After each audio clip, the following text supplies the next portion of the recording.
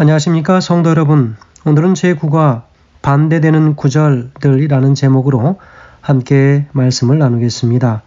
저는 필라 중앙교회를 섬기고 있는 김경선 목사입니다. 말씀 나누기 전에 기도하고 시작하겠습니다. 하늘 계신 아버지 하나님, 성경을 통하여 삶 이후에 있는 모든 그 세상에 관한 분명한 소망이 하나님의 말씀 속에 기록되어져 있음을 우리가 확인하고 또 이제 성경에 나타난 여러 연관된 말씀들을 함께 살펴보려고 합니다. 주님, 우리의 지혜가 부족하거든 지혜를 허락하시고 또 지식을 담을 수 있는 충분한 우리의 능력을 허락하셔서 하나님의 말씀을 하나도 빠뜨림 없이 바르게 이해하고 우리의 영적인 삶에 바르게 적용하며 실천하며 살 수 있도록 도와주시옵소서. 오늘 말씀을 펴겠습니다. 말씀 속에서 살아계신 임재를 경험하는 시간 되게 하시기를 예수님의 귀하신 이름으로 간절히 기도합니다. 아멘. 오늘 반대되는 구절이라고 하는 말씀의 제목을 가지고 한 주 동안 말씀을 나누겠습니다. 기억절 말씀은 이렇습니다. 너희가 성경에서 영생을 얻은 줄 생각하고 성경을 연구하거니와 이 성경이 곧 내게 대하여 증언하는 것이니라. 요한복음 5장 39절 말씀입니다. 여러분, 베드로는 우리에게 분명하게 이야기합니다. 베드로전서 3장 15절에 너희 속에 있는 소망에 관한 이유를 묻는 자에게는 대답할 것을 항상 준비하라 라고 그렇게 이야기했습니다. 그래서 우리는 하나님의 말씀을 언제나 우리는 준비하고 예비하여서 때를 얻든지 못 얻든지 항상 복음을 증거하고 바로 소망에 관한 그 이유, 우리가 예수 그리스도께서 이 땅에 다시 오실 때에 그분을 만나서 다시 부활의 소망과 또 우리 주님을 살아서 만나서 하늘에 가는 그 소망에 관한 그 이유, 우리가 무엇을 믿는지에 관한 그 이유를 묻는 어느 누구에게든지 대답할 것을 항상 준비하고 예비하고 있으라고 베드로는 권고합니다. 사도 바울도 이야기하죠. 너는 말씀을 전파하라. 때를 얻든지 못 얻든지 항상 힘쓰라. 범사의 오래 참음과 가르침으로 경책하며 경계하며 권하라. 때가 이르리니 사람이 바른 교훈을 받지 아니할 것이라 했습니다. 디모데후서 4장 2절과 3절의 말씀이죠. 여러분, 이 말씀을 보면 우리는 언제든지 때를 얻든지 못 얻든지 어느 때든지 어느 타이밍이라도 하나님의 말씀을 증거할 수 있는 순간이 온다면 우리는 불현듯 하나님의 말씀을 증거하기 위하여 준비가 되어 있어야 하겠지요. 시대소망 353페이지에서도 그렇게 이야기합니다. 그리스도께서는 진리의 말씀은 하나도 감추지 않으셨지만 항상 그것을 사랑으로 말씀하셨다. 예수께서는 무리하시거나 쓸데없이 가혹한 말씀을 하시거나 민감한 자에게 공연한 고통을 주신 일이 전혀 없으셨다. 그는 인간의 약점을 비난하지 않으셨다라고 기록합니다. 성도 여러분, 오늘 우리는 사람들이 영혼 불멸에 관한 가르침을 정당화하기 위하여 성경에 여러 비유로 예수님께서 하신 말씀이나 혹은 비슷한 다른 어떤 말씀들을 끌어다가 자신들의 가진 생각과 사상을 정당화시키기 위하여 사용하는 말씀들을 우리가 좀 다뤄보려고 합니다. 그래서 오늘 이제 시작으로 이제 일요일 소지부터 시작해서 목요일 소지까지 끊임없이 나타나는 그런 말씀들을 우리 함께 다루면서 바른 이해를 가져야 하겠습니다. 그들이 늘 우리에게 다가와서 그런 한 질문을 할 때에 우리는 머쓱해하거나 그 부분에 관한 이해가 조금 부족할 때에 제대로 된 설명을 하지 못하는 경우들이 종종 있습니다. 그러므로 오늘 우리가 이 시간들을 통해서 사실 우리는 이것을 난해 성경 구절이다 라고 이야기하지만 사실 이것은 우리가 늘 준비하고 이해하고 있으면 이것은 난해한 문제가 되지 않을 것입니다. 사람의 죽음과 사후의 세계에 관한 성경의 여러 말씀 가운데 잘못 이해되어지고 적용되어지는 그런 부분들이 어떤 부분들인지 우리 함께 살펴보려고 합니다. 자, 일요일 소지에는요, 부자와 나사로에 관한 비유가 나옵니다. 본문의 말씀은 누가복음 16장 19절에서 31절까지의 본문의 말씀입니다. 자, 오늘 여기 질문처럼 바로 이 이야기가 사후세계에 관한 문자적인 묘사가 아닌 이유는 무엇인가? 라고 질문하고 있습니다. 여러분, 오늘 우리가 이 말씀을 바르게 이해하기 위해서 먼저 이 말씀을 우리가 함께 읽고 그리고 그 말씀을 살펴보도록 하겠습니다.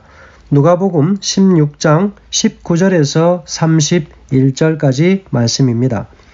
한 부자가 있어 자색 옷과 고운 베옷을 입고 날마다 호화로이 연락하는데 나사로라 이름한 한 거지가 헌대를 앓으며 그 부자의 대문에 누워 부자의 상에서 떨어지는 것으로 배불리려 하매 심지어 개들이 와서 그 헌대를 핥더라.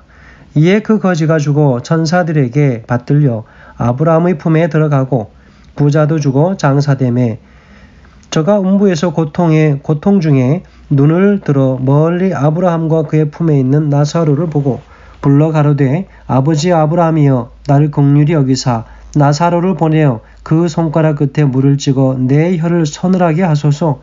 내가 이 불꽃 가운데 고민하나이다. 아브라함이 가로되 예 너는 살았을 때에 내 좋은 것을 받았고 나사로는 고난을 받았으니 이것을 기억하라. 이제 저는 여기서 위로를 받고 너는 고민을 받느니라. 이뿐 아니라 너희와 우리 사이에 큰 구렁이 끼어 있어 여기서 너희에게 건너가고자 하되 할 수 없고 거기서 우리에게 건너올 수도 없게 하였느니라. 가로되 그러면 구하노니 아버지여 나사로를 아버지의 집에 보내소서. 내 형제 5이 있으니 저에게 증거하게 하여 저희로 이 고통받는 곳에 오지 않게 하소서. 아브라함이 가로되 저희에게 모세와 선지자들이 있으니 그들에게 들을지니라. 가로되 그렇지 아니하니이다. 아버지 아브라함이여 만일 죽은 자에게서 저희에게 가는 자가 있으면 회개하리이다. 가로되 모세와 선지자들에게 듣지 아니하면 비록 죽은 자 가운데서 살아있는 자가 있을지라도 권함을 받지 아니하리라 하였다 하시니라 라고 기록합니다. 자, 이 부분을 먼저 우리가 좀 이해를 할 필요가 있습니다. 여러분 이것은 실제가 아니라 비유라고 하는 것에 우리가 주목해야 한다는 점이 매우 중요합니다. 바로 이것은 일련의 비유 중에 5번째 이야기입니다. 누가복음 15장에서 잃어버린 양 그리고 잃어버린 동전 그리고 당자 잃어버렸던 아들이지요. 그리고 불의한 청직이 한 다음에 이 청직에 관한 이야기가 나온 다음에 이 비유가 나오고 있는 것입니다. 여러분 만약에 우리가 이 비유들 속에서 그리스도가 가르치려고 한 교훈을 찾기보다는 세부 사항을 조목조목 따져가면서 문자 그대로 받아들이고자 한다면 큰 어려움을 겪게 될 것입니다. 부자와 나사로의 비유가 과장 없는 문자 그대로의 이야기라고 가정을 해봅시다. 여러분 우리가 이 가정을 해보는 가운데 사람들은 천국과 지옥 사이에서 대화를 나누고 있는 부분도 우리가 보아야 합니다. 여러분 천국에 사람들이 지옥에서 불타고 있는 사람들을 볼 수 있는가 하는 것입니다. 천국의 사람들이 지옥에서 불타고 있는 사람들을 볼 수 있다면 그것은 더 이상 천국이 되지 못하겠지요. 고통받고 죽어가는 그 영혼들, 형제 자매들을 보면서 그 천국이 될 수 없겠지요. 그들이 지옥으로부터 들려오는 비명소리를 들을 수 있다면 그것은 천국이 아닐 것입니다. 비유에서 설명하고 있는 것처럼 영혼 또한 실제로 손가락과 혀를 갖고 있는가? 아브라함이 모든 사람을 포용할 수 있는 커다란 가슴을 갖고 있는가? 비유들을 문자 그대로 우리가 받아들인다고 하는 것은 엄청난 문제를 불러일으킨다는 것입니다. 만일 우리가 천국에서 끊임없이 고통을 받는 우리의 친구들의 모습을 본다면 끔찍한 모습입니다. 여러분 그리스도께서 바로 여러 가지 것들 중에서 몇 가지 사실을 이 비유를 통해서 가르쳐 주고자 하는 것입니다. 여러분 그것이 무엇일까요? 자 그러면 이 본문의 이 말씀들을 우리가 문자 그대로 해석한다면 어떤 문제가 발생하겠습니까? 첫째, 우리는 하늘과 지옥이 각 곳에 거하는 자들이 서로 대화할 수 없는 그런 상황임에도 오늘 이 말씀을 통해서 보면 마치 천국과 지옥이, 하늘과 지옥이 대화를 나눌 수 있는 가까운 거리인 것처럼 그렇게 묘사하지요. 그래서 죽음 이후에도 또 보면 몸이 무덤에 누워 있는데 손가락 그리고 눈, 혀 이런 것들을 가지고 있다라고 이야기하고 목마름까지 느끼는 의식을 가진 영혼이 과연 영혼이라고 말할 수 있겠는가 하는 것입니다. 여러분, 만일 이 말씀이 죽은 자의 상태를 묘사하는 것이라면 하늘은 분명 기쁨과 행복의 장소가 될 것이 아니라고 하는 것이죠. 왜냐하면 구원받은 자들이 자신들이 사랑하는 사람들의 끝없는 고통을 지켜본다고 하는 것, 그것은 슬픈 일이기 때문에 그렇습니다.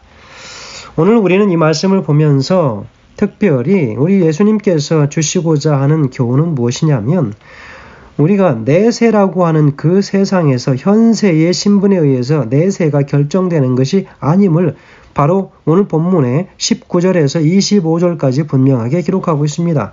특별히 현세의 재물의 축복을 많이 받았다고 해서 꼭 내세의 복을 누리는 것이 아니다라고 하는 것을 교훈하시기 위하여 이것은 바로 비유로 사용되어졌다라고 하는 것을 이야기합니다.